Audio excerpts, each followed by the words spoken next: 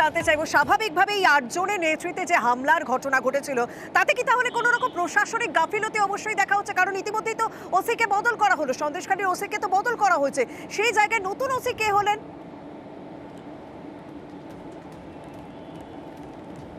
দেখো, সন্দেশখালী থানার ওসির বদল হয়েছে এবং গতকালই কিন্তু এই নোটিফিকেশন জারি করা হয়েছে বসিরহাট পুলিশ ডিস্ট্রিক্টের তরফে। সেক্ষেত্রে যে বিশ্বজিৎ বারুই যিনি ছিলেন এতদিন সন্দেশখালী থানার, তাকে কিন্তু বসিরহাট থানাতে তাকে পাঠানো হয়েছে। তবে কী দায়িত্বে পাঠানো হয়েছে তা কিন্তু স্পষ্ট করা হয়নি কিন্তু এই নোটিফিকেশনে। অন্য জায়গায় গোপাল সরকার নামে বসিরহাট পুলিশ ডিস্ট্রিক্টের যিনি এসওজি অর্থাৎ স্পেশাল গ্রুপ অপারেশনের যে সাব ইন্সপেক্টর ছিলেন, তাকে সন্দেশখালী থানা দায়িত্ব দেওয়া হয়েছে। মূলত পুলিশের তরফে এটি রুটিন বদলি বলা হলেও যেটা জানা যাচ্ছে বা যেটা অন্য মানে যেটা অসমর্থিত সূত্রে যেটা খবর, যে ৮ তারিখের পর থেকে সন্দেশখালী থানায় যে সমস্ত অভিযোগ জমা পড়ছে, অর্থাৎ বিশেষ করে জমি দখলের অভিযোগ বা নারী নির্যাতনের যে অভিযোগগুলো আসতে শুরু করেছিল, সেক্ষেত্রে পুলিশের ভূমিকা নিয়ে কিন্তু একটা বড় প্রশ্নচিহ্ন ছিল।